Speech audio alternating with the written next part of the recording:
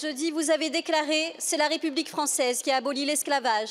On demande donc aux territoires ultramarins d'aimer la République. Il y a aux Antilles, en Guyane, un sentiment identitaire de réaction qui mérite d'être entendu, mais qui ne mérite pas d'être entendu comme la Nouvelle-Calédonie. Vous avez ensuite la bienveillance d'affirmer que les élus locaux d'outre-mer ne veulent pas toujours appliquer les compétences qu'on leur a données et qu'il faut avoir la franchise de le dire aux ultramarins. Sachez qu'ils ont parfaitement entendu vos accusations. Il aurait été difficile d'aller plus loin dans l'offense et l'indécence. Non, monsieur Darmanin, la République seule n'a pas aboli l'esclavage par pure volonté émancipatrice. Si l'évolution juridique de l'esclavage a été autorisée par le pouvoir, ce sont bien les esclaves eux-mêmes qui, par leur combat, ont rendu leur libération inévitable. Rariane, Anchin, Simandef, Matouté, Mafac, Dimitil, Solitude, Nègrepierre, Suzanne, l'abolition de l'esclavage, nous la devons d'abord et surtout à tous ces combattants de la liberté qui ont refusé l'asservissement et qui ont lutté au péril de leur vie. Nous la casse la chaîne. Monsieur le ministre, ne tombez pas dans la facilité du révisionnisme.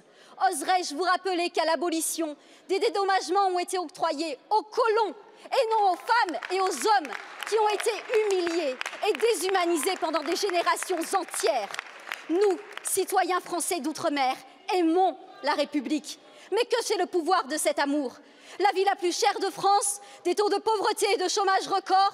Pourtant, alors que nous y vivons moins longtemps et en moins bonne santé, y a-t-il une seule mesure spécifique au territoire ultramarin dans la réforme des retraites? Non. Sachez que chaque citoyen français, d'où qu'il vienne, mérite d'être entendu. Ce n'est pas à vous de faire le tri sélectif de nos opinions. Monsieur le ministre, pensez-vous que les propos que vous avez tenus soient compatibles avec votre portefeuille ministériel? Merci Madame la députée. La parole est à Monsieur Gérald Darmanin, ministre de l'Intérieur et des Outre-mer. Merci Madame la Présidente, Mesdames et Messieurs les députés. Madame la députée, je pensais que nous pourrions tous ensemble être d'accord pour être honorés d'être dans un régime politique qui s'appelle la République française et qui, en effet, par deux fois, a aboli l'esclavage. Je pense qu'on peut être fier d'être membre de la République française. Et je pense que le dire ne retire en rien le fait que la France a mis en place l'esclavage et que c'est un crime contre l'humanité et que bien évidemment des gens se sont rebellés, ont résisté et par le combat ont permis la fin de l'esclavage. Mais attention, Madame la députée, à ne pas faire du révisionnisme à l'envers, justement.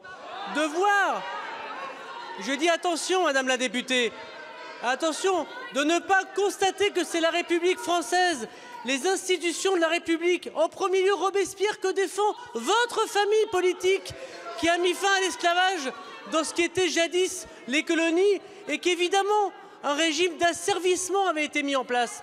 Donc oui, je suis fier, Madame, profondément républicain, je suis fier que ce soit le régime que j'aime, la République française, qui a mis fin à ce crime contre l'humanité, bien évidemment. Et deuxièmement, Madame la députée, ne mélangeons pas tout, ne mélangeons pas les rendez-vous historiques, la réforme des retraites, les compétences territoriales. Et il y a dans les compétences territoriales, en effet, Madame la députée, parmi des collectivités locales que vous connaissez bien, des gens qui n'exercent pas l'intégralité de leurs compétences. Et qu'est-ce que j'ai dit? J'ai dit qu'il fallait que nous soyons soit au rendez-vous pour les aider parce qu'il manquait parfois des rendez-vous budgétaires, soit des actions plus fortes de la part des collectivités locales. Vive la République française, Madame! Je vous remercie, Monsieur le ministre. La parole est à Monsieur Bertrand